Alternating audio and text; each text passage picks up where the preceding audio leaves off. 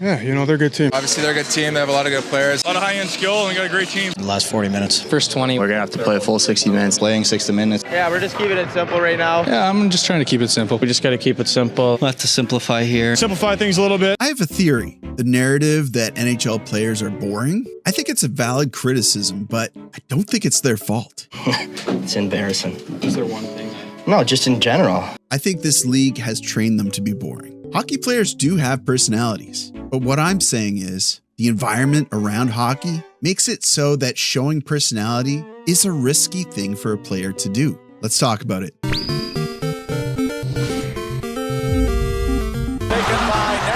sends it in, just missed hitting the chicken. So you just watched another lame interview between periods. Same questions, same answers. Makes you wonder why they even bother doing it. If you watch these interviews without actually hearing the player, can you actually tell who's speaking? No, seriously, I want you to try. Try to guess which one of these players said this quote. Was tonight a good example of how your team can push back and handle yourselves? Yeah, we got some guys on the back end for sure. They can do their job, and I think it's a good test for us going forward. Who do you think said that? Any guesses? If you said Austin Matthews, you're dead wrong.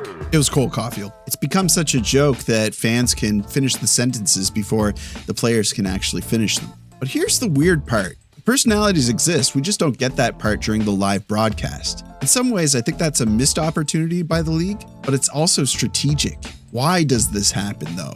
Obviously, hockey is very unique in the world of North American national sports. And because of how the game is played and how the game is mapped out, honesty can be costly. Let's say, for an example, Nick Suzuki says, "I thought our defense was panicked tonight." Well, Montreal is a rabid hockey market. That comment might be perfectly reasonable, but the media would take that comment and spin it into articles like this.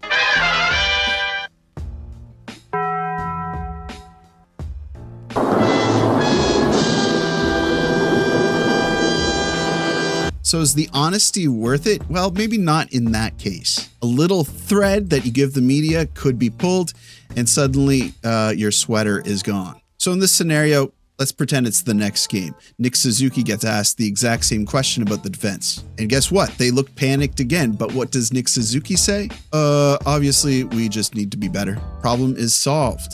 Well, my work is done here. What do you mean your work is done? You didn't do anything. Didn't I?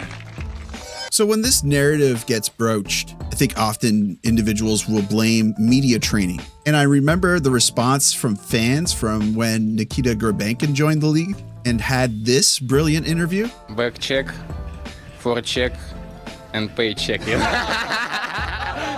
The fan response was, please don't media train this guy. And I love that. But then conversely, when Zane Parekh got his first shot at the NHL, he was talking pretty freely, and I could see why the Flames organization maybe didn't want him doing that. So maybe it is the media training, but can I posit something? Maybe traditional media needs to train themselves and ask different questions to the players. Questions that solicit a more interesting response. Maybe instead of asking how you're going to overcome the 1-goal deficit for the 1 millionth time, ask the player what they thought of a specific hit or a highlight of that period. Ask the player what they were thinking when one of their teammates scored an important goal. If something funny happened, if something quirky happened during the period, bring it up. That's what makes good TV. Like, come on. It's not to say that some players, especially in emotional times, won't give the media a good soundbite. But I don't think it's controversial to say that the NHL doesn't compare to other leagues. I mean, just stop. Yeah. Remember Cole Caulfield's comments about the refereeing? Honestly, I'm still trying to figure that out. I think refs kind of took over the game there, and kudos to them for winning it. Or Connor McDavid and Leon Draisaitl's comments about management. Leon, when he was here, he said he felt the organization as a whole took a step back. We kind of heard what you said after the loss on Game 6. I just want to get your evaluation on the season, and do you feel the same way? Yeah, I feel the same way. Were they wrong? Not really, but look what happened. Videos all over social media, articles getting put out, TSN, Sportsnet, podcasts, YouTube. And you know what else? Every time something like this happens in the league, every single player feels the vibration from it, at least, in certain situations. So as a player, I think you have to pick your moments. Don't always be honest, but be honest when there aren't going to be any consequences. And one thing that I find hockey does better than most other national sports in North America is the players, and especially teammates, have each other's back. You rarely see players like going out publicly to embarrass another player. There's chirping on the ice. Don't be scared, eh? I didn't know you're bigger than your brother.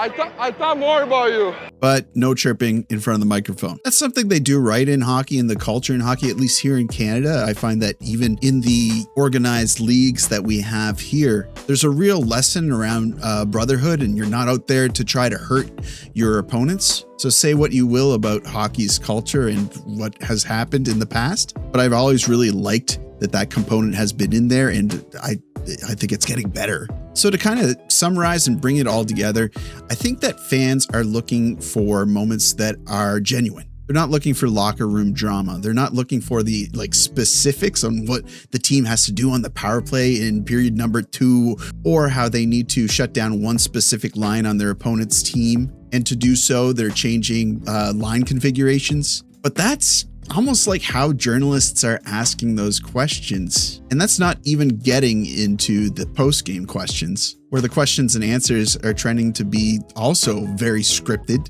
and cliche.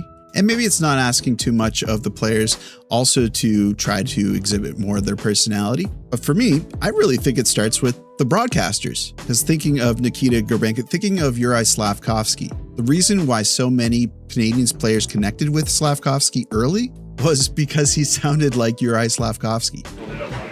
I know that fans were sort of wondering, you had that fight early on in the series, you got that big hit, like literally with your head, how things are.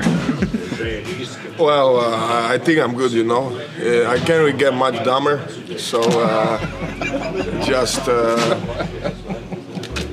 don't know what to say. I'm fine, didn't really hurt.